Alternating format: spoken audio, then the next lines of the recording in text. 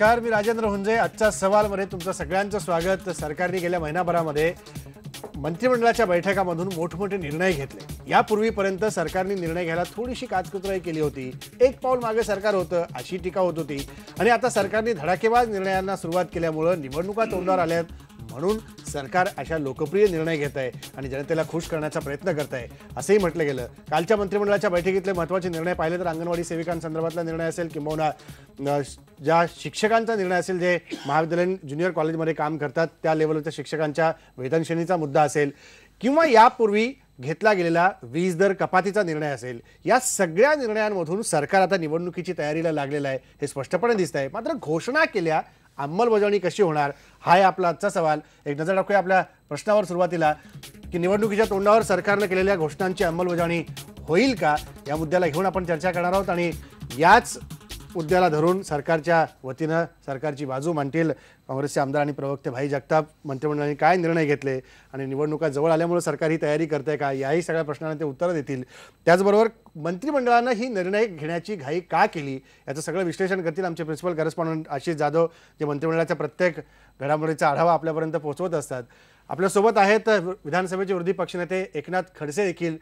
त्यांनी देखील म्हटलं होतं की सरकारच्या तिजोरीमध्ये खडखडाट आहे. ते म्हणाले नुसताच खडखडाट नाही तर तिजोरीत उंदीर फिरतायत. याचा अर्थ नेमका काय घ्यायचा हा मला त्यांना विचारायचं आहे. उंदीर जर फिरत असेल, उंदीर अशा ठिकाणी फिरतो ज्या ठिकाणी काहीच नसतं, मग काहीच नसताना सरकार घोषणा कशी करतंय हे मला त्यांच्याकडनं समजून घ्यायचं आहे. आपल्यासोबत आहेत येणार आहेत पुण्यावरनं कम्युनिस्ट नेते अजित अभ्यंकर आणि औरंगाबादवरून आपल्यासोबत आहेत ज्येष्ठ पत्रकार जयदेव डोळे देखील. हे या संबंध सगळ्या निर्णयासंदर्भात आणि राजकीय घडामोडींसंदर्भात त्याचं विश्लेषण करतील. मला सुरुवात भाई तुमच्यापासूनच करायची आहे. अर्थात कारण मंत्रिमंडळाचे निर्णय तुमच्या सरकारने घेतलेत. एकनाथ खडसे म्हणाले तिजोरीमध्येच खडखडाट आहे. ते म्हणाले उंदीर फिरतोय तिजोरीत. उंदीर अशा ठिकाणी फिरतो जिथे काहीच नसतं. काहीही जवळ नसताना सरकारने निर्णय कसे घेतले? आता मी ते उंदीर कसा फिरतो हे मला माहीत नाही, ते तेच सांगतील जास्त चांगलं. कसं आहे की आपण एखादी गोष्ट सांगत असताना असं काहीतरी त्याचं चित्रीकरण करायचं की लोकांना ते खरं वाटायला पाहिजे.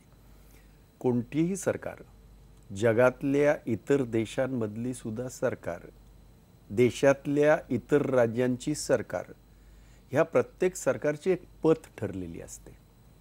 तशी महाराष्ट्र सरकारची एक पथ ठरलेली आहे आणि त्या पथ जे आहे त्या पथच्या बाहेर तुम्हाला काही करता येत नाही. त्याच्या आत तुम्हाला कर्ज काढायचे आणि त्या रूपाने पैसा उभा करण्याची तुम्हाला मुभा आहे. आणि ही लोकशाहीमधली सिस्टम आहे. असं नाही आहे की काहीतरी कोणतरी असं म्हणेल की नाही ते कर्ज कशाला काढलं, काय काढलं. कारण जी लोकोपयोगी कामं आहेत किंवा जी इतर कामं आहेत ज्यांच्यासाठी लागणारा निधी जो आहे तो राज्याचा, कुठच्याही राज्याचा जो काही समजा रेव्हेन्यू आहे त्याच्या बाहेर जर ते असेल तर ते काढण्याची त्यांना मुभा आहे. आणि म्हणून कष्टकऱ्यांच्यासाठी जर काही निर्णय घेतले असतील, शेतकऱ्यांच्यासाठी काही निर्णय घेतले असतील, सातत्याने 3 वर्षाच्या दुष्काळाच्या पार्श्वभूमीवर जर रगमी हंगाम असेल किंवा आणखीन तत्सम काही निर्णय असतील, हे निर्णय घेतले म्हणजे खडखडाट आहे आणि मग उंदरं फिरतात असं आहे. आता ही उंदरं माजरं त्यांनीच ठरवायची, जे काय ठरवायची ती. आम्ही या राज्यातल्या कष्टकऱ्यासाठी, या राज्यातल्या शेतकऱ्यासाठी, या राज्यातल्या बेकारासाठी, या राज्यातल्या याच्यामध्ये सहकारामध्ये ज्यांचे पैसे डुबले होते त्यांच्यासाठी, या राज्यातल्या सिंचनाचे जे प्रलंबित जे काय होते त्याच्यासाठी, ह्या सगळ्यासाठी निर्णय घेतले आहेत. आणि निर्णय घेऊन त्याच्यासाठी जो काय हे आहे निधीचं जे संकलन आहे किंवा निधी जो पुरवठा आहे तो केलेला आहे. त्यामुळे राज्यावर अमुक काहीतरी कर्ज आहे आणि म्हणून ते काहीतरी खडखडाट वगैरे झाला. आता त्यांना विरोधकांना दुसरं काय म्हणताच येत नाही म्हणून ते कदाचित म्हणत असतील. त्यामुळे ऐकूया त्यांचं काय म्हणतात ते. आणि त्यांच्या प्रत्येकाला माझं उत्तर असेल. खडसे साहेब ते म्हणतात की राज्याची माझी ती राजेंद्र अशी की आता काय आहे की खडसे साहेब विरोधी पक्ष नेते आहेत, अभ्यासक आहेत.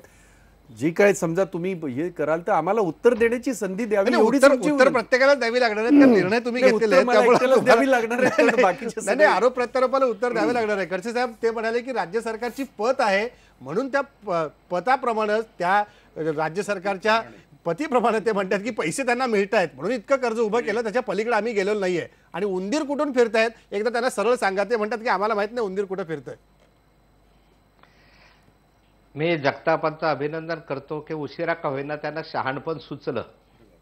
1995 ते 99 कालखंडात आम्ही 18,000 कोटीचं कर्ज काढलं, सिंचनाचे प्रकल्प उभे केले, रस्ते केले, फ्लायओव्हर ब्रिज केले, पिण्याच्या पाण्याची योजना केल्या. त्या कालखंडात हे म्हणत होते की तुम्ही कर्जबाजारी झाला, कर्ज कशाला काढतो, राज्याला कर्जबाजारी काढलं. आता कर्ज काढायची आवश्यकता आहे किमान हे त्यांना पटलं, ज्याबद्दल त्यांचं अभिनंदन. दुसरी बाब अशी आहे की आणखी कर्ज काढा, त्याच्याबद्दल आमचं दुमत नाही आहे. आता 2,92,000 कोटीचं कर्ज तुमच्याकडे आहे. 99ला हे कर्ज 40,000 कोटी होतं, आता 2,92,000 कोटी आहे. दरवर्षी या कर्जावरचं व्याज आपण 30,000 कोटी रुपये व्याज भरतो आहे. महागड्या व्याजदरानं तुम्ही कर्ज घेतलेलं आहे. पण मला या कर्जाचा विनियोग काय केला तुम्ही हे म्हणता कष्टकऱ्यांसाठी केलं, ह्याच्यासाठी केलं, त्याच्यासाठी केलं, तर मग हे काय केलं. विधानमंडळामध्ये मी सातत्याने विचारत आलो की तुमच्या 2,92,000 कोटीच्या कर्जाचा विनियोग काय केला याची श्वेतपत्रिका काढा, म्हणजे तुमचं उत्तम काम जनतेसमोर येईल. आणि जर तुमच्याकडे पैसा आहे, आता या वर्षभरामध्ये दर महिन्याला 1,500 कोटी रुपयाचं कर्ज काढता आणि आज ही चर्चा सुरू व्हायच्या आधी इंटरनेट उघडा. आजच 5:30 वाजता सरकारने 1900 कोटी रुपयाचं कर्ज रोखे काढण्याच्या संदर्भामध्ये आजच अधिसूचना जाहीर केली. आजच 5:30 वाजता. मग आता दरवेळेस कर्ज काढायचं आणि संसार चालवायचा हे तुम्हाला मान्य आहे. ज्यावेळेस 99ला आम्ही सरकार सोडलं, कर्ज होतं 40,000 कोटी, क्रेडिट रेटिंग होतं +AAA. आज तुमचं क्रेडिट रेटिंग कोणत्याही संस्थेने, क्रिसिल काढा, जागतिक बँक काढा का कोणी, आज तुमचं क्रेडिट रेटिंग फक्त या महाराष्ट्रातील जनतेला सांगा आणि प्रसिद्ध करा की आमचं क्रेडिट रेटिंग येतं उच्च दर्जाचं, आमचं अतिउच्च दर्जाचं क्रेडिट रेटिंग होतं. तुमची पत काय आहे ते क्रेडिट रेटिंग जनतेला समजू द्या. आता या कालखंडात जर असे तर 20% तुम्हाला योजनेला कपात लावण्याची आवश्यकता का भासली.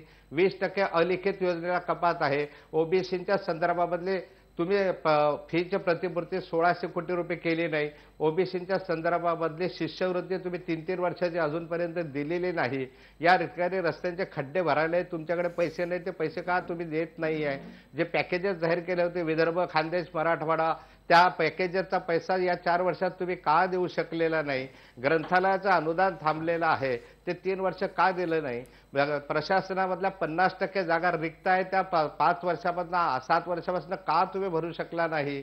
कर्मचाऱ्याचे वेतन, भत्ते आणि पेन्शन याच्यावर तुमच्या याच्यामधला 55% खर्च होतो. मुद्दल आणि त्याचे व्याज हप्ते भरण्यासाठी तुमच्याजवळून आणि नॉन प्लॅन एक्सपेंडिचर जवळपास तुमचा 20% खर्च होतो, 75 ते 76% खर्च होतो. विकासासाठी तुमच्याकडे 22 ते 24% खर्च राहतात.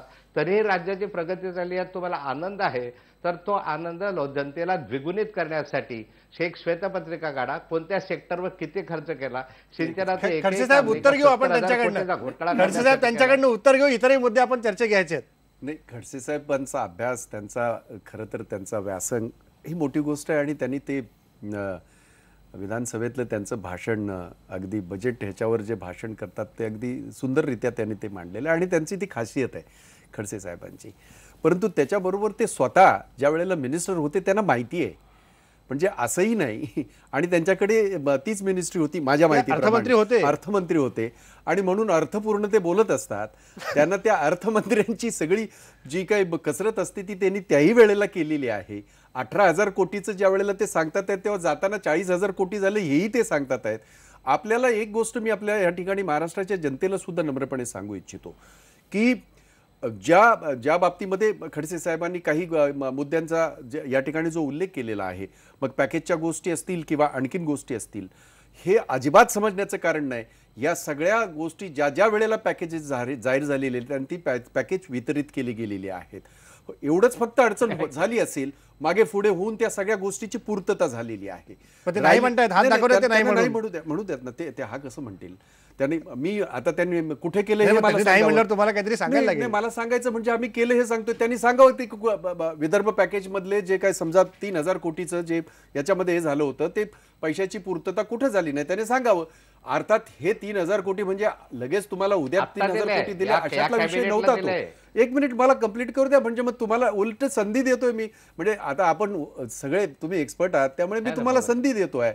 आणि म्हणून या बाबतीमध्ये पॅकेजेस असतील किंवा इतर सगळ्या गोष्टी असतील, आज आपण लक्षात घ्या की 3 वर्षाच्या त्या दुष्काळाच्या पार्श्वभूमीवर शेतकरी हवालदिल झाला होता. त्यामुळे प्राधान्य जर तुम्ही पाहिलं या सगळ्या निर्णयामध्ये प्राधान्य हे शेतीला दिलं गेलेलं आहे, रब्बी हंगामाला दिलेलं आहे. 654 कोटी रुपये त्याच्यामध्ये त्या हे केले गेलेलं आहे, तर जेणेकरून तो शेतकरी जो आहे तो आज जो हवालदिल झालाय.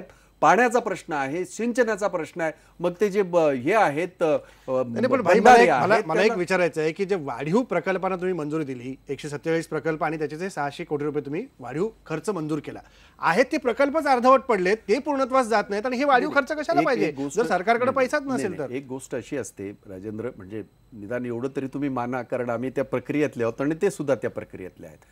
आता त्या काळामध्ये कृष्णा खोरेचं जे काही हे झालं म्हणजे त्यांनी, आणि ते योग्य होतं, आवश्यक आहे, राज्याच्या दृष्टीने आवश्यक आहे.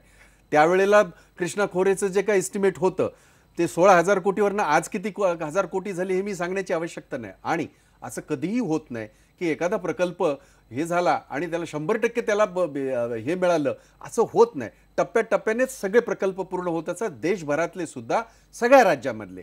त्यामुळे असं काही समजण्याचं कारण प्रलंबित राहतात, ह्याकडे लक्ष दिलं पाहिजे. टप्प्याटप्प्याने म्हटलं मी, तो टप्पा प्रलंबित होत जातो हे पण लक्षात ठेवलं पाहिजे. आणि ह्या टप्प्याटप्प्याने प्रकल्प हे टप्प्याटप्प्यानेच होणार. एका रात्रीमध्ये कोणीतरी काही धरण बांधलं, एका रात्रीमध्ये कोणीतरी काही फ्लायओव्हर बांधला किंवा रस्ते बांधले, असं काही समजण्याचं कारण नाही. आणि म्हणून या सगळ्या गोष्टींना जे काही हे होते ते निर्णय, काही निर्णय हे होते, मी मान्य करतो की काही जे निर्णय होते ते पेंडिंग होते आणि त्याच्यावर आज निर्णय झालेले आहेत. याच्या अगोदर मला एका गोष्टीचं आश्चर्य वाटतंय, हेच विरोधी जेव्हा निर्णय होत नव्हते ते म्हणे निर्णय घेण्याची क्षमता नाही, अमुक नाही, तमुक नाही, असं म्हणत होते. आपणही, मी अनेक वेळा आलो आपल्याकडे, आपल्या ह्याच्यामध्ये मी अनेक वेळेला आलेलो या ठिकाणी. ते म्हणतात तुमच्या सत्ताधारी मित्रांनी म्हटलेलं आहे. नाही नाही, आमच्या सत्ताधारी काय नेमकं आहे ते म्हणतात की शरद पवारांनी म्हटलं 2 वर्ष जेव्हा मुख्यमंत्र्यांनी, नाही मला भाई, जेव्हा मुख्यमंत्र्यांनी कंप्लीट, भाई आता तुम्ही दोघं बोललात, मला आशिषला थोडं मध्ये आणायचंय. ते म्हणतात की शरद पवारांनी केले, हे म्हणतात नाही विरोधकांनीच केलं. काय करायचं? विरोधकांनी तर केलंच. राजेंद्र, 2 जानेवारीची जी कॅबिनेटची बैठक झाली त्यामध्ये उपमुख्यमंत्री अजित पवारच असं म्हणाले की तुम्ही जर का निर्णय घेत नसाल, लोकांपर्यंत निर्णय पोहोचत नसेल, तर आम्ही तुमच्या सरकारला बाहेरून पाठिंबा देतो. आणि त्यानंतर मुख्यमंत्री जागे झाले, त्यांना लक्षात आलं की आता निवडणुका फार कमी काळ उरलेल्या आहेत, आपल्याला पूर्ण निर्णय घ्यावे लागतील, लोकांपर्यंत पोहोचवावे लागतील. आणि मग दोघांनी बसून प्राधान्यक्रम निर्णय कुठले घ्यायचा याचा ठरवला. त्या प्राधान्यक्रम ठरवल्यानंतर पहिला निर्णय कुठला घेतला, तर जे अस्तित्वातले 147 जलसंपदा प्रकल्प आहेत त्यांच्या वाढीव खर्चाला मान्यता दिली. त्यातले बहुतेक खर्च किंवा बहुतेक प्रकल्प हे सत्ताधारी आमदारांच्या मतदारसंघांमध्ये आहेत. असे कितीतरी निर्णय आहेत की जे केवळ सत्ताधाऱ्यांच्या लाभार्थ्यासाठी घेतलेले आहेत. मग ते सहवीज प्रकल्प जे आहेत त्यांना ऊस करामध्ये सूट असेल, तो सुद्धा सत्ताधाऱ्यांचाच विचार करून घेतलेले आहेत. आणि अशा अनेक निर्णय आहेत. यात लोकांच्या हिताचे निर्णय किती. एक आपण जर का एक निर्णय घेतला कुठला, तर रोजगार हमीतले जे बेरोजगार आहेत त्यांच्या भत्त्यात वाढ झालेली आहे. म्हणजे त्यांच्या बेरोजगार भत्त्यामध्ये 30 दिवसांसाठी 25% आणि त्यापुढे 50%. म्हणजे हा निर्णय सुद्धा हा लोकप्रिय निर्णय आहे, एक विशिष्ट वर्ग डोळ्यासमोर ठेवून घेतलेला निर्णय. अशा अनेक निर्णय. नाही, पण त्याच्या भत्त्यात वाढ झाली तर शेवटी शेतमजुरांची इथे संख्या कमी झाली, शेतकरी पुन्हा तिथे अडचणीत आला, त्याचा विचार सरकारने कुठे केलेला नाही. ही वस्तुस्थिती आहे महाराष्ट्रातल्या ग्रामीण भागात. आपल्याला नम्रपणे सांगू इच्छितो की आपण कोरडवाहू शेतीच्या बाबतीमध्ये जर पाहिलं, कारण शेतीचंही बदलतंय, जसं हे बदलतंय. ग्रामीण भागातला शेतकरी ओरडतोय की रोजगार हमी योजनेवरती मजूर चालले, सरकार त्यांना वाढीव पैसे देतंय, म्हणून आम्हाला त्या पैशामध्ये मजुरी करायला मिळत नाही, मजूर पण मिळत नाही. असं आहे की ह्या सगळ्या गोष्टीची सांगड घालत असताना तो जो मजुरी करणारा आहे त्याला जर आपण जी महागाई वाढते त्या पद्धतीने जर त्याचा आपण हे वाढवला नाही, त्याची मजुरी वाढवली नाही, जसं आता निर्णय घेण्यात आला त्या यांचा अंगणवाडी सेविकांच्या बाबतीमध्ये, त्यांच्या बाबतीमध्ये जर सरकारने जर हे घेतले नाही तर म्हणजे मग काय करायचं. आणि म्हणून असं नाही म्हणता येणार म्हणजे निर्णय घेतला तर तो असा घेतला, निर्णय नाही घेतला तर तो नाही घेतला. कोरडवाहू शेतीचं मुद्दाम सांगतो मी तुम्हाला, हे ह्या राज्यामध्ये पहिली वेळ होतंय. याचा पूर्णचा क्रेडिट हे सन्माननीय मुख्यमंत्री पृथ्वीराज चव्हाणांना जातं, कारण हे केंद्राशी निगडित आहे. 20,000 कोटीच्या त्या कोरडवाहू शेतीच्या अभियानाला मंजुरी देण्यात आली आणि 2,000 कोटीची तरतूद करण्यात आली. ह्या सगळ्या काळाची पावलं ओळखून हे सगळं केलेलं आहे. प्रत्येक वेळेला पावसाने दगा दिला, अतिवृष्टी झाली, नेमका नाडला जातो, तो बळीराजा नाडला जातो, शेतकरी नाडला भाई, जातो, पण त्याला त्याच्या एक सांगा, कायमस्वरूपी त्याच्यासाठी काहीतरी अभियान 20,000 करण्याची कोटीच्या जी कोरडवाहू भूमिका होती. शेतीसाठी तुम्ही 2,000 कोटीची तरतूद केली. 8-15 दिवसामध्ये लोकसभेची निवडणूक जाहीर होईल, आचारसंहिता लागू होईल, अंमलबजावणी होणार नाही. पुढे 100% होईल. पुढे ऐका, पुढे 2-3 महिने तुमचे प्रचारात निघून जातील, राज्याची निवडणूक सुरू होईल, तुम्ही त्याच्यात गुंताल, त्याची आचारसंहिता लागू झाली. अंमलबजावणी करणार कधी भाई? लोकांपर्यंत हे जाणार कधी? अंमलबजावणी मुख्यमंत्री, उपमुख्यमंत्री किंवा मंत्री करत नाहीत. शासनाचे निर्णय पण झाल्यावर आचारसंहिता लागू प्रशासनाचे- झाल्यानंतर अंमलबजावणी होणार कशी? नाही, 100% होईल. कारण या सगळ्या निर्णयाचा आणि अंमलबजावणीचा काहीही संबंध नाही. ही गोष्ट मान्य करेन. काही अधिकारी या प्रक्रियेमध्ये गुंतल्यामुळे ते कदाचित त्या ठिकाणी भेद करू शकणार म्हणजेच अडचण येणार. परंतु नाही अडचण येणार. 100% अडचण येणार नाही. 100% अडचण येणार नाही. त्याचं कारण असं आहे, लोकशाहीची प्रक्रिया आपण लक्षात घ्या. असं नाही होत की नाही मी आता निवडणुकीत आहे म्हणून मी आता विकासाचे जे निर्णय झाले ते मी अंमलबजावणी करणार नाही, असा कुठचा अधिकारी बोलूच शकत नाही. पण भाई, लक्षात ठेवा. प्रशासनातली निर्णयांचा वस्तुस्थिती ग्राफ आहे की वर गेलाय नाही? काही. हा, नाही निर्णयांचा ग्राफ वर गेला, अंमलबजावणीचा नाही. 10,500 कोटीचे निर्णय घेऊन मोकळे झालेले आहेत. बरं मला सांगा, शेतकऱ्यांसाठी निर्णय नाही घ्यायचे? नाही, आम्ही म्हणत नाही निर्णय घेऊ नका. आम्ही निर्णय घेऊ नका म्हणत नाही. निर्णयाप्रमाणे अंमलबजावणीचा ग्राफ जसा आशिष म्हणतोय, 27,000 विहिरींचा जो हे झाला मनरेगाच्या माध्यमातून, ते हे जे केलं त्याचा संबंध रोजगाराशी आहे, त्याचा संबंध शेतकऱ्याशी आहे, त्याचा संबंध या सगळ्या ही जे काही दुष्टचक्र याचं जे चाललेलं आहे निसर्गाचं, त्याच्याशी लढण्याशी आहे. हे निर्णय घ्यायचे नाहीत. नाही, निर्णय घेऊ नका असं कोणीच म्हणत नाही. पण निर्णयाचा ग्राफ जसा वर जातो तसा अंमलबजावणीचा पण वर नाही, अंमलबजावणी हे 100% होणार. ही आपण जनतेची अपेक्षा आहे. मला अजून 6 महिन्यांनी बोलवा इकडे, मी लगेच सांगेन तुम्हाला. आणि त्यावेळेला आपल्या समोर सगळं चित्र असेल. लोकसभेची निवडणूक आणि 6 महिन्यात तुम्हाला तुमचं चित्र मांडावं लागेल, कारण अंमलबजावणी करण्यासाठी राज्याची जे निवडणूक अधिकारी सुरू आहे. पाहिजेत, त्यांच्या बदल्या मुळात- त्यांच्या नियुक्त्या शेवटी झालेल्या आहेत. नाही, मुळात- निर्णय आधी घेऊन मुळात- झालेले आहेत. मुळात मला मुंबईला सांगा, आमचं- पोलीस आणि आयुक्त पदाचा अजून 8 दिवस झाले आणि निर्णय होत नाहीये. चांगला निर्णय घेणारा माणूस बदलला जातो पिंपरी चिंचवडचा. भाई, राज्याचं जे निवडणूक आहे त्याला अजून 8 महिन्यापेक्षा जास्त कालावधी आहे, हे लक्षात घ्या.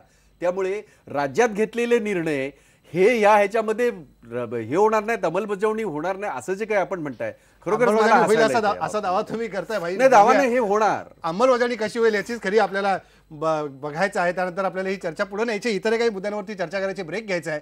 ब्रेक पूर्वी आपला प्रश्न बघा.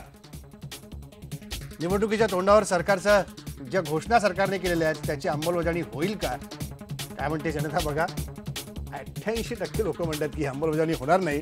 भाई म्हणतात अंमलबजावणी होईल. आपल्या सगळ्यांनाच बघायचा आहे, निर्णय सरकार घेत आहे, अंमलबजावणी कशी होते. ब्रेक नंतर परत भेटू.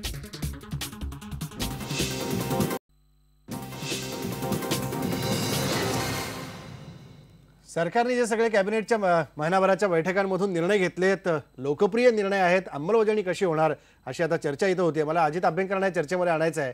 अजित अभ्यंकर, ज्या सगळ्या निर्णय सरकारने आतापर्यंत घेतले, या सगळ्या बैठकांमधनं 10,500 कोटीचे निर्णय सरकारने घेतलेत, अंमलबजावणी कशी होणार याचा खरा मुळात प्रश्न आहे. निवडणुका येत आहेत, हा भाग जरी गौण धरला, पण अंमलबजावणी कशी होणार या सगळ्या निर्णयांची?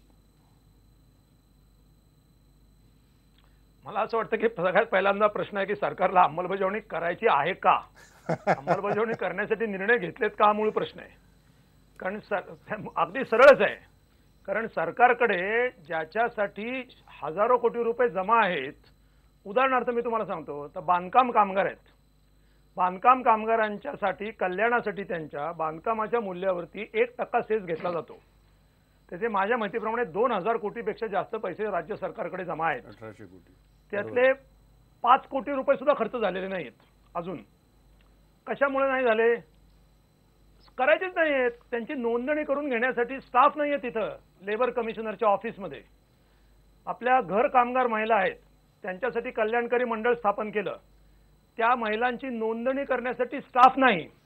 झुंबड उडते, त्यांच्यामध्ये आपापसामध्ये भांडणं मारायला लागतात. सरकार मजा बघते. फक्त अजितदादा पवारांचा एक कार्यक्रम झाला आणि 10,000 रुपयाचे चेक वाटण्याचा एक अत्यंत बनावट कार्यक्रम झाला. काही लोकांना चेक दिला, विषय संपला. तेव्हा अशा पद्धतीनं ज्या योजना मुळात करायच्या नाहीत आणि ज्या केल्या तर त्याची एक अशा प्रकारची खाजगी एखाद्या जमीनदारांनी डोल टाकावा अशा पद्धतीनं ही जी काही फेकाफेक चाललेली आहे योजनांची, याच्यामध्ये अंमलबजावणी करण्याच्या इच्छाच नाहीये. त्यामुळे होणार का नाही माझ्यामध्ये प्रश्नच उद्भवत नाहीये. आणि दुसरा मुद्दा, चुकून जर असेल तर ती करता येणं अवघड आहे. याचं कारण या राज्यामध्ये ज्यांच्याकडून कर वसूल करायचा, त्या बडे व्यापारी असतील, ते असतील, त्यांनी कर भरायचा का नाही ऐच्छिक आहे त्यांच्यावरती. कुठल्याही बाजारात जा, एखादी वस्तू खरेदी करा, विचारा, तो दुकानदार विचारतो पावती पाहिजे का, बरोबर म्हणजे आहे. कर भरायचा का नाही ऑप्शनल आहे.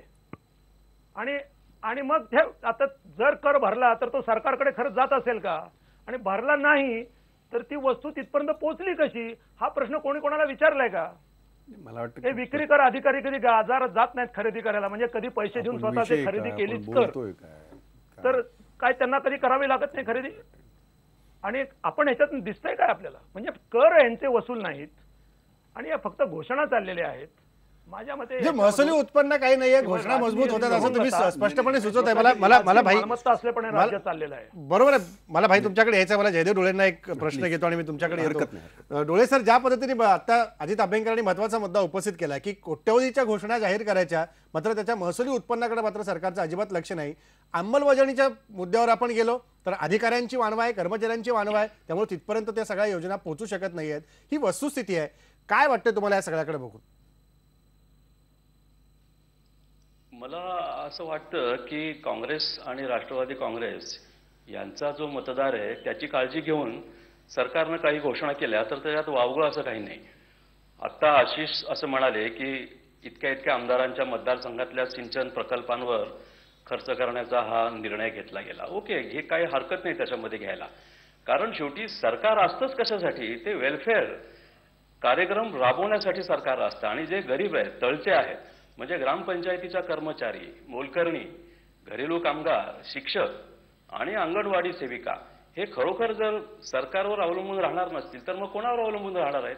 त्याच्यामुळे सरकारनं ह्या गरिबांची काळजी घेऊन वेलफेअर स्टेटचं एक तत्व पाळलं, त्याच्याबद्दल या सरकारचं अभिनंदन केलं पाहिजे. मुख्य म्हणजे खाजगीकरण आणि उदारीकरण राबवणाऱ्या सरकारच्या या काळामध्ये, विशेषतः तो विचार मांडणाऱ्या पक्षांच्या सरकारमध्ये अजूनही वेलफेअर स्टेटची कल्पना जिवंत आहे, हे चांगलं आहे. कारण या खाजगीकरण आणि उदारीकरण या तत्वांमुळे गरिबी वाढत चालली आहे. आणि हे जे आउटसोर्सिंग ऑफ लेबरिंग चालू होतं, म्हणजे शिक्षक तसाच ठेवायचा, अंगणवाडी सेविकेला तसंच राबवायचं, ग्रामपंचायतीचा अवैतनिकच कर्मचारी ठेवायचा आणि ग्रामीण रोजगार हमी योजनेवर येणारा जे कोणी असेल त्याला थोडंच वेतन द्यायचं. तर ही जी अलीकडची खाजगीकरण उदारीकरणातून उद्भवलेली जी अर्थनीती होती, त्याच्यातून जो गरीब निर्माण झालेला होता, त्या गरीबाला या पक्षांनी आणि त्यांच्या सरकारने सांभाळलेलं दिसतंय. मध्यमवर्गीयांना आत्ताच्या सरकारनं काही दिलेलं नाहीये, त्याच्यामुळे मध्यमवर्गीयांची चिडचिड होणं मला समजू शकतं. पण तरी सुद्धा जे गरीब होत आहेत त्यांचं काहीतरी देणं लागतो. या निमित्तानं आता जर सरकारवर हे निर्णय घेण्याची जबाबदारी आली असेल तर त्या सरकारवर महसुली उत्पन्न कसं वाढवायचं याची पण जबाबदारी येईल. आणि आता अभ्यंकर म्हणाले त्याप्रमाणे श्रीमंतांवर, उद्योगपतींवर, श्रीमंत शेतकऱ्यांवर आणि उच्च मध्यमवर्गीयांवर कर त्यांनी अंमलात कर बसवले पाहिजेत. आणि जर कर्मचारी कमी असतील तर थेट डिडक्शन ते केलं पाहिजे. तशी योजना आहे, तशी यंत्रणा आहे. त्याच्यामुळे सरकार जर गरिबांसाठी काही करत असेल तर त्याच्याबद्दल थैथयाट करण्यात काही मतलब नाही. उलट नव्या सगळ्या डाव्या पक्षांनी या सरकारवर जास्तीत जास्त योजना गरिबांसाठी अंमलात आणाव्या, याच्यासाठी दबाव आणावा. दबाव आणला पाहिजे असं तुम्ही सुचवताय. दबाव आणला पाहिजे असं सुचवताय. मला खडसे साहेबांकडनं जाऊन भाईंकडनं उत्तरं घ्यायची आहेत. खडसे साहेब, जे सगळे मुद्दे आता डोळेसर उपस्थित करत आहेत त्याला काही तुम्हाला पटलेले असं दिसत नाही तुमच्या चेहऱ्यावरनं स्पष्टपणे. काय म्हणायचं तुम्हाला की सरकार अंमलबजावणीमध्ये कमी पडतंय? जसं आता अभ्यंकर म्हणाले की कराच्या वसुलीकडे कोणाचं लक्ष नाहीये, पैशाची घोषणाबाजी तर पाऊस जोरदार होतोय. काय केलं पाहिजे सरकारने? कारण यापूर्वी तुम्ही सरकारमध्ये होता, खुद्द अर्थमंत्री होता. नाही, मला डोळे सरांचं तर काही एक पटलं नाही की सत्ताधारी पक्षाच्या आमदारांमध्ये अशा प्रकल्पांना मंजुरी दिली, त्याचं अभिनंदन केलं पाहिजे. पण सत्ताधारी पक्षाच्या मतदारसंघातच काय गोरगरीब माणसं राहतात, शेतकरी राहतात, विरोधकांच्या पार्टीमध्ये विरोधकांच्या मतदारसंघात राहत नाही का? पण तो विषय सोडा, ते डोळे सरांचं त्यांचं व्यक्तिगत मत असू शकतं. मला सांगायचं आहे, या राज्याचं महसुली उत्पन्न आहे 1,52,000 कोटी रुपये. यापैकी आपण नियोजन करतो, बजेट सादर करतो 46,000 कोटींचं. म्हणजे आपला जो नॉन प्लॅन एक्सपेंडिचर आहे तो जवळपास 1,06,000 कोटी हा नॉन प्लॅन एक्सपेंडिचर आहे. वेतन, भत्ते, मुद्दल, त्याचं व्याज आणि अन्य जो नॉन प्लॅन एक्सपेंडिचर होतो म्हणजे विकासासाठी आपल्याकडे फक्त मिळतो तो 22 ते 25%, फार झालं तर 28%. म्हणजे बाकीचा खर्च आपला वाया जात नाही, पण तो अन्य कामासाठी वापरतो. आता या 25-30% नियोजन करणं आणि विकास करणं. आता या ठिकाणी भाई जगताप साहेबांनी सांगितलं की हे टप्प्याटप्प्याने सिंचनाचे प्रकल्प पूर्ण होतात, मला मान्य आहे. पण त्यातला पहिला टप्पा 70,000 कोटीचा आम्ही अनुभवला. म्हणजे अशा 70,000 कोटीच्या टप्प्यांमुळे जर सिंचनाचा विकास होत असेल तर ते या राज्याला भलं हो. दुसरं, यांच्याकडे मुद्दल म्हणजे घेतलेलं कर्ज आहे, त्या मुद्दलाचे हप्ते आणि व्याज भरण्यासाठी पैसा नाही, म्हणून हे वर्षभर झाले कर्ज रोखे काढताय. आतापर्यंत 21,000 कोटीचे कर्ज रोखे या आठवड्यात या वर्षात त्यांनी काढले. आज आपली ही चर्चा सुरू झाली, तुम्ही इंटरनेटवर उघडून पहा, 5:30 वाजता यांनी 1900 कोटी रुपयाचे कर्ज रोखे आज काढले. म्हणजे यांच्याकडे मुद्दल भरायला पैसे नाही, व्याज भरायला पैसे नाही, दररोज कर्ज रोखे काढतात आणि मुद्दल आणि व्याजाच्या हप्त्यात 30,000 कोटी रुपये एका वर्षाचं व्याज हे नुसते कर्जावरचे भरताय. म्हणजे या कर्जावरचं व्याज भरताय. यांनी किती कामं केलेत? तुम्ही कर्जाचा विनियोग काय केला? मी वारंवार भाई उत्तर द्या. खडसे साहेबांनी महत्त्वाचे मुद्दे उपस्थित केले. या बाबतीमध्ये खडसे साहेबांनी हे खरं म्हणतात आहेत ते की ते वारंवार त्यांनी या बाबतीमध्ये भाषणं केलेली आहेत आणि त्याची उत्तरही त्यांना मिळालेली आहेत. म्हणजे असं कधी झालेलं नाही. आता उत्तरं तुम्हाला अभिप्रेत असलेली जर हवी असतील तर ती काही सरकारकडनं अशी उत्तरं मिळत नाहीत. आणि राहिली गोष्ट अशी, एकच मिनिट तुम्हाला फक्त सॉरी मला एकच मिनिट तुम्ही उत्तर देता चांगलं आहे, मला फक्त 2च मुद्द्याचं उत्तर हवं आहे. म्हणजे माझं टीका टिप्पणी किंवा मी करणार आहे. मला म्हणायचं तुम्ही उत्तम काम केलं असेल, चांगलं केलं असेल, 2,90,000 कोटीच्या कर्जाचा विनियोग योग्यरीतीने केला असेल तर काय कामं केले याचे श्वेतपत्रिका काढून जनतेसमोर मांडा, म्हणजे तुमचं कौतुक करता येईल. हे मी सभागृहामध्ये मांडलं, श्वेतपत्रिकेला तुम्ही मान्यता दिली नाही. दुसरं मी एक सांगितलं की या राज्याचं दुसरा एक प्रश्न की या राज्याचं क्रेडिट रेटिंग किती आहे? आमच्या कालखंडामध्ये तुम्ही कितीही टीका केली तरी आमचं क्रेडिट रेटिंग +AAA होतं. आता तुम्हाला क्रेडिट रेटिंगच राहिलं नाही, म्हणजे इतकी पद घसरली. हे दोन्ही प्रश्नाचे उत्तर जर सरकार उत्तर घ्या दोन्ही प्रश्नांची आपण. मी उत्तर देण्यापूर्वी म्हणजे ते उत्तर मी देईनच. क्रेडिट जर नसतं बाजारामध्ये तर कर्जच घेता आलं नसतं. हा एक मुद्दा. म्हणजे बाजारामध्ये रेटिंग सांगून टाका ना, ते विचारतात तर रेटिंग सांगून टाका. रेटिंग हा प्रश्न हा काय तुम्हाला असं काय हे घेऊन आलेलं नाही की तुम्हाला राष्ट्रपती पदक मिळालं असं त्याच्यावर नाही. पत आपली जी बाजारामध्ये आहे, आज जर कर्ज उचलण्याची जर महाराष्ट्र राज्य सरकारला जर मुभा आहे आणि आज जे काही कर्ज उचललं जातं त्याचे 24% आहे त्या पत जी काय आजची आहे. त्यामुळे तुम्हाला विकासासाठी पैसे काढण्यासाठी आमची बाजारामध्ये पत आहे, हा एक मुद्दा. आता त्याच्या रेटिंगचा जो विषय आहे हा एक वेगळा विषय आहे, त्याची वेगळी चर्चा करू आपण. या घडीला त्याचं महत्त्वाचं यासाठी नाही की त्याच्यामुळे आपल्याला कर्ज घेण्यामध्ये काही अडथळा नाही. कर्ज आपल्याला दिलं जातंय. व्याज जो काय 30,000 कोटीचा व्याज जो महिन्याला जो भरावा लागतोय तोही आपण देतो आहोत. त्यामुळे हे जे काही बॅलन्स आहे हे आपलं अबाधित आहे. त्यामुळे त्याच्यामध्ये काही चिंता नाही. मला फक्त एवढंच विचारायचं त्यांना की ज्या वेळेला राज्य सरकार एखादा निर्णय घेतो, आता त्या याच्यामध्ये कोऑपरेटिव्ह सेक्टरमध्ये त्यांच्याच भागातल्या त्या आहेत ना त्या सगळ्या या संस्था, आता त्याच्यामध्ये जर सरकारने 605 कोटी रुपयाचं जर तिथे प्रावधान केलं आणि जे डुबलेत, जे शेतकरी डुबलेत त्यांच्या उपवर मुली ज्यांच्या आहेत त्यांच्या खात्याला जर त्यांना जर ते पैसे देण्याचा जर सरकारने निर्णय केला, तुम्हाला तो आवडलेला दिसत नाही बहुतेक मला वाटतं याच्यामध्ये. म्हणजे गरिबासाठी घेतलेले निर्णय, शेतकऱ्यांसाठी घेतलेले निर्णय, कष्टकऱ्यासाठी घेतलेले निर्णय, सरकारने त्याच्यासाठी दिलेले पैसे हे नाही करायचं असं आपलं म्हणणं आहे की काय? आणि त्याच्यासाठी म्हणजे फक्त क्रेडिटचं ट्रिपल प्लस पाहिजे त्यासाठी फक्त भाडायचा आणि हे कसले निर्णय घ्यायचे नाही, शिक्षकांचे निर्णय घ्यायचे नाही, 5वा वेतन लागू करायचा नाही त्या कर्मचाऱ्यांना, असंच काय म्हणणं आहे का आपलं सगळं? 15 वर्ष कार्य घेतले नाही घेतले ना. असं आहे की 5वा वेतन आयोग हा आजपर्यंत लागू करण्याच्या दृष्टीने अनेक देशभरामध्ये महाराष्ट्रामध्ये त्यांनाही माहिती आहे, त्यांनाही माहिती आहे. एकच ऐकायला भाई, सत्ताधारी आणि विरोधकांचे जे मुद्दे आहेत ना सभागृहाप्रमाणे इथेही संपणार नाहीये, किती व्यापक आहेत. अभ्यंकरांच्या मुद्द्याकडे आपण येऊया, ब्रेक नंतर येऊया, मला ब्रेक घ्यायचा. उत्तरित राहील. त्यांनी एक बरं झालं त्यांनी सांगितलं 2000 कोटी जमा आहेत. नाही. म्हणजे नशीब त्यांनी असं नाही सांगितलं की ते नाही म्हणजे जमा नाहीत म्हणजे त्याच्यासाठी काही कर्ज काढावं लागतं असं काही त्यांनी सांगितलं नाही. बरं झालं. एक गोष्ट अशी आहे की या अनऑर्गनाइज सेक्टरला पहिली वेळ असा हा निर्णय घेण्यात आला. ही गोष्ट मी मान्य करतो की आज ती जी तो जो हे आहे ते मंडळ ते तयार झालेलं आहे आणि आजही नोंदण्या सगळ्या चालू आहेत. हे मी मान्य करेन की जो तिथे कर्मचारी वर्ग जो आहे तो खऱ्या अर्थाने जेवढा असायला पाहिजे तेवढा नाही, परंतु त्याच्यावर निर्णय सुद्धा झालेला आहे. जो मी कालच मी भाई, त्या एका तुम्ही त्या बोर्डावर क्षेत्रात आहे. काम केलेलं आहे, मी त्यामुळे म्हणून- तुम्हाला मी त्या सगळं बोर्डावर बारकावा आहे. माहिती आहे. म्हणून मी सांग म्हणून- माहिती आहे म्हणून सांगतोय मी. मला- माहिती आहे म्हणून सांगतोय. तर ती त्यांची चिंता, आमची सगळ्यांची चिंता, आणि त्याच्यासाठी काल मी याचं जो आमच्या सिक्युरिटी बोर्डाचा जे आमचा एक निर्णय झाला की आज तिथे माणसं नाहीत आणि त्या बाबतीमध्ये सरकार निर्णय घेत आहे, तात्काळ निर्णय घेत आहे आणि ते सगळे कार्यान्वित मला होतंय. मला मला ब्रेक घ्यायचा. ब्रेक नंतर आणखी काही मुद्द्यावरती चर्चा करायची आहे आणि आशिष याच मुद्द्याला धरून मला तुला प्रश्न विचारायचा आहे. ब्रेकपूर्वी आपला प्रश्न बघा की निवडणुकीच्या तोंडावर सरकारने केलेल्या घोषणांची अंमलबजावणी होईल का, काय वाटतं जनतेला बघा. इतकी सगळी चर्चा झाल्यानंतर अजूनही म्हणते जनता, भाई जनता तुमच्या बरोबर नाहीये. 90% जनता म्हणते अंमलबजावणी व्हायला मुश्किल दिसते. त्यामुळे ब्रेक नंतर आपण परत हे मुद्दा घेऊन बोलणार आहोत.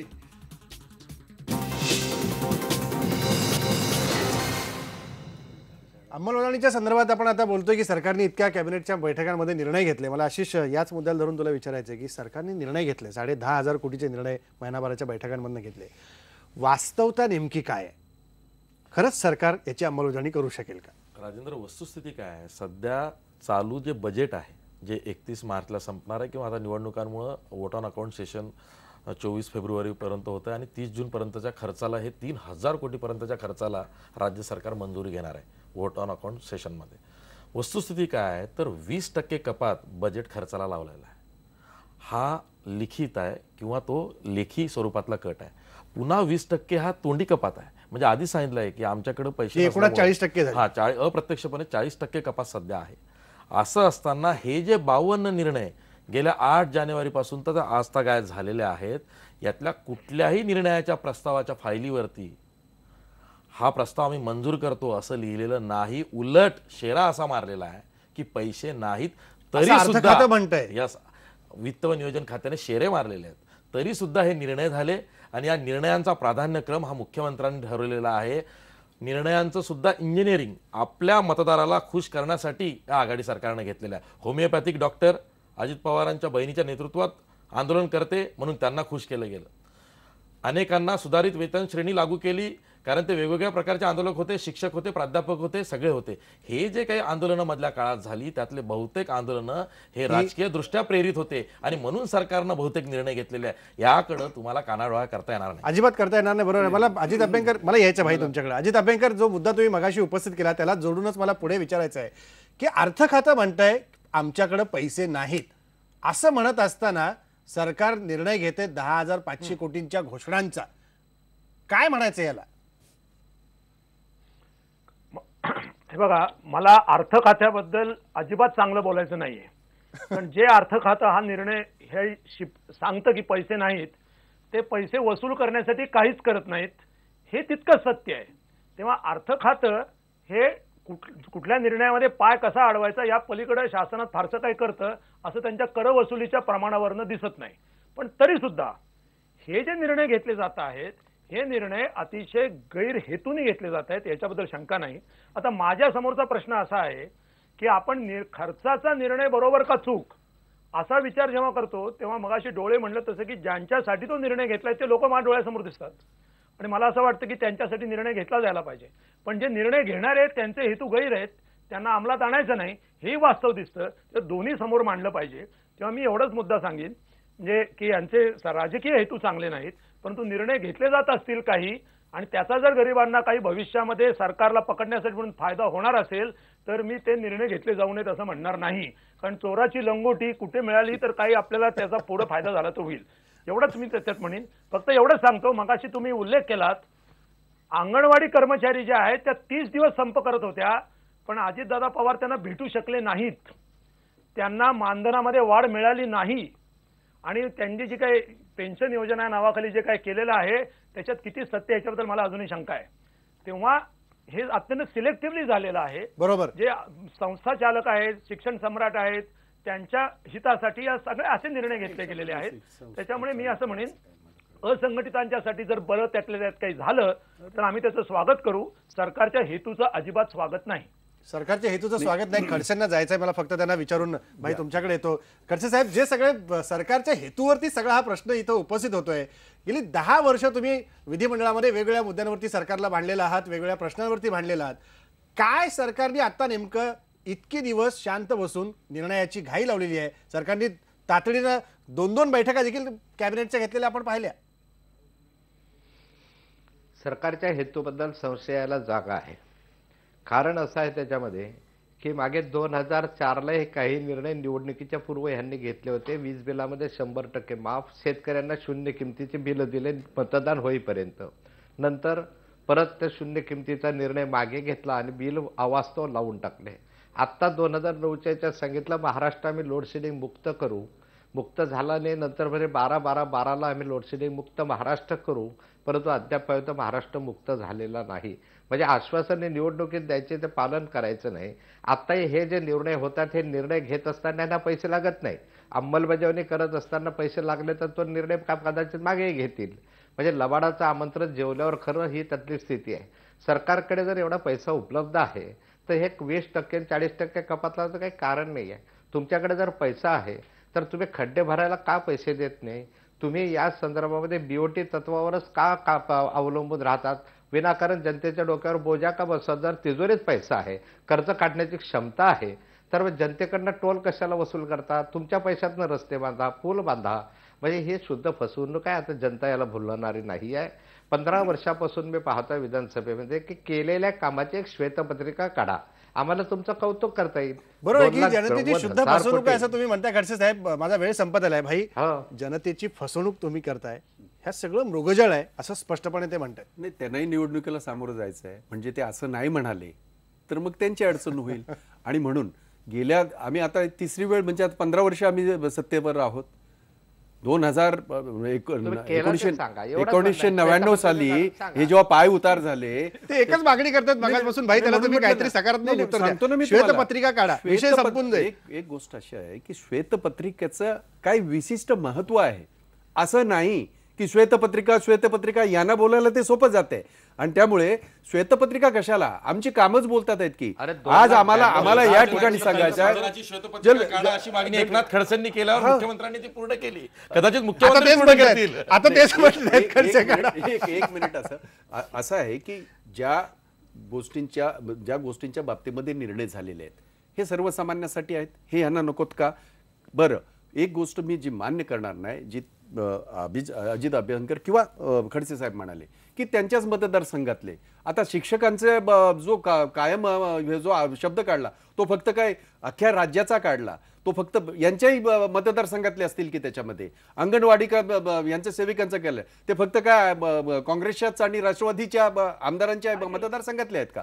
राज्यातले आहेत. आज जो निर्णय घेतला, आज हा महत्वाचा मुद्दा आहे, हा लोकप्रिय निर्णय आहे त्यातला.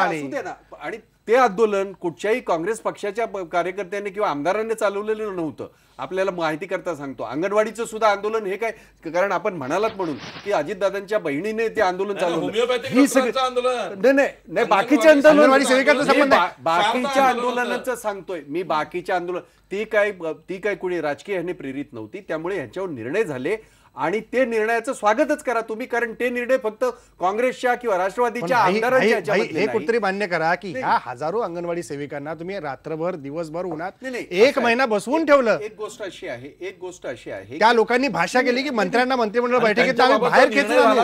मग अंगणवाडी सेविकांसाठी झालाय, फक्त सर्वांना त्याचा फायदा नाही आहे. असं आहे की याच्यामध्ये एक गोष्ट आपल्याला सगळ्यांना हे समजून घेणं आवश्यक आहे की अशा प्रकारे आंदोलनं झाली म्हणजेच काहीतरी त्याच्यावर निर्णय घेतले जातात असं नव्हे. त्या सगळ्याचा निर्णय घेत असताना जे आता तिथे आमचे मित्र खडसे जे म्हणतात आहेत आणि मग किती देऊ शकतो, काय देऊ शकतो, ह्या सगळ्या गोष्टीचाही आहेच ना. त्यांनी सगळ्याचा त्यांच्या काळामध्ये तो विचार केलेलाच आहे. आणि म्हणून या राज्यामध्ये जे काय आता निर्णय झालेले आहेत हे निर्णय सर्वसामान्याशी निगडित आहेत आणि ते फक्त काँग्रेस आणि राष्ट्रवादीच्या मतदारसंघातले नाहीत, तर ते राज्यासाठी घेतलेले निर्णय आहेत आणि ते राज्याला सगळ्या लागू होतील असं पाणी काय फक्त काय याच्यामध्ये काँग्रेसच्याच आमदारांच्या मतदारसंघात जाणार आहे आणि पाणी अडवलं, पाणी जिरवलं किंवा ते जे बंधारे बांधले त्यांचं जर समजा उद्या हे केलं, प्लास्टिकीकरण केलं, ते फक्त काय आमदारांच्या राष्ट्रवादीच्याच आमदारांच्या ह्याच्यात होणार आहे आणि यांच्या आमदारांच्या होणार नाही. हे बोलणं म्हणजे अतिशय याच्यासारखं वाटतं. म्हणजे खरोखर नाही, हे सगळ्यांसाठी फायदा होईल असं तुम्ही दावा करताय. मला शेवटी तुमच्याकडे यायचं आहे. राज्यासाठी निर्णय घेतला असा दावा भाई करतायत, सगळ्यांपर्यंत हा सगळा स्रोत पोहोचेल असं ते म्हणतायत. 100% गेल्या 10 वर्षाच्या कालखंडामध्ये असे घाईघाईत जे निर्णय सरकार शेवटी निवडणुका लोकसभेच्या जवळ आल्यानंतर घेत आहे, याला उशीर झाला असं तुम्हाला वाटत नाही का? निर्णय जरूर कुठल्या एका गटासाठी एका वर्गासाठी घेतले असेल, मात्र उशीर निश्चितपणे झालाय. 8 महिने आहेत अजून आम्हाला, असं काय करताय? उशीर तर झालाच आहे, पण तरी सुद्धा अर्थसंकल्प मांडण्यामध्ये काही अंमलबजावणीचे निर्णय घेतले जातील अशी अपेक्षा करूया. पण मुळातच माझं जे म्हणणं आहे की गरिबांनी आता हा विचार करायला पाहिजे की त्यांना या सरकारकडून लाभ मिळत वा ना मिळत, पण खाजगीकरण आणि उदारीकरण मानणारे राजकीय पक्ष सत्तेवर असतात, विरोधी पक्षातही असतात. त्यांची आता असे गरिबांचे निर्णय, गरिबांच्या हिताचे निर्णय घेण्याची क्षमता खरोखर उरली आहे का?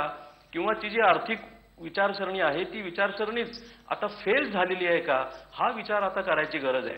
कारण आता जर अंमलबजावणी करायला कोणी नाही तर याचा अर्थ आम आदमीनं जसं सांगितलं की आम्ही लोकांवर सोपू, तसं काँग्रेस पक्षाचं आणि राष्ट्रवादीचं झालेलं दिसतंय की सगळ्यांनी अंमलबजावणी आता लोकांनी परस्पर करावी. नाही, असं होत नाही. त्याच अर्थानं मला असं म्हणायचं काँग्रेसचा आम आदमी पार्टी झाली असं तुम्हाला म्हणायचं? काँग्रेसच्या आम आदमी पार्टी झाली असं म्हणायचं का? नाही, डोळे साहेब आपल्यासारखा ज्येष्ठ पत्रकार जेव्हा असं म्हणतो तेव्हा मला आश्चर्य वाटतंय की एक लोकशाहीची चौकट आहे, लोकशाहीची सिस्टम आहे ना, ते आपण सिस्टम मध्ये काम करत आहोत. आणि जेव्हा एखादं सरकार निर्णय घेतं आणि सरकार जेव्हा निर्णय घेतं तेव्हा त्याची अंमलबजावणीच्यासाठी जी यंत्रणा आहे ती यंत्रणा काम करते, आपल्याला माहिती आहे. कमी अधिक प्रमाणामध्ये मागे पुढे जरी झालं तरी असं जर आपण उद्या म्हणालो की नाही लोकांनी त्याची अंमलबजावणी करावी वगैरे अशा प्रकारचं हे तितकंसं काही योग्य वाटत नाही. भाई माझा वेळ संपला, डोळे सर थोडक्यात संपवा, माझा वेळ संपलाय. पब्लिक जसं पब्लिक प्रायव्हेट पार्टिसिपेशन मधले सगळे विकासाचे प्रकल्प चालू झाले तर त्याच्यामध्ये पब्लिकवर जास्त बोजा पडतोय, तर तसं न होता वेलफेअर स्टेटची भूमिका या राज्य सरकारनं सोडता कामा नये. ते फार खाजगीकरण आणि उदारीकरण जागतिकीकरणाच्या नादाला लागले, त्यामुळे मधल्या काळात त्यांचं राजकारण जास्त झालं आणि अर्थकारण कमी पडलं. त्याच्यामुळे राजकारण हे पॉलिटिकल इकॉनॉमी असते, तर पॉलिटिकिंग करण्याबरोबर थोडंसं इकॉनॉमिक्सकडे लक्ष द्यावं आणि वेलफेअर इकॉनॉमी, वेलफेअर स्टेटचा जो ढाचा आहे भारतीय राज्यघटनेचा, तो जर त्यांनी कायम ठेवला तर जी गरिबी निर्माण होती त्या गरिबांना निदान त्यांच्या गरिबीतून वर आणण्यासाठी काहीतरी पावलं उचलली जातील. आणि जो अंमलबजावणीचा मुद्दा आहे तो अंमलबजावणीचा मुद्दा सुद्धा सोडवता येईल अशी अपेक्षा या लोकांकडून व्यक्त करायला काहीच हरकत नाही असं तो म्हणता. आपला वेळ संपलेला आहे. शेवटी आपला प्रश्न बघूया की निवडणुकीच्या तोंडावर सरकारने केलेल्या सर्व घोषणांची अंमलबजावणी होईल का? शेवटी जनतेला काय वाटतंय बघा. 91% टक्का वाढत जातो. 91% जनता म्हणते की याची अंमलबजावणी होणार नाही. आशा करूया. अजून काही काळ आहे असं भाई म्हणतात. 8 महिन्याचा काळ आहे. 8 महिन्यात सरकार काय करतं, अजून किती घोषणा आपल्या पदरात पडतात आणि प्रत्यक्ष आपल्या दरवाजापर्यंत किती पोहोचतं हे बघणं तुमची आमची कसोटी ठरणार आहे. धन्यवाद. इथंच थांबतो.